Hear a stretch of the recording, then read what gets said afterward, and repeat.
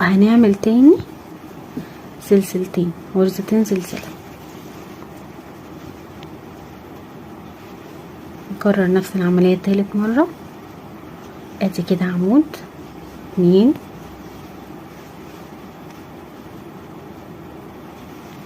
3، وناخد برضو غرزتين سلسلة. تمام،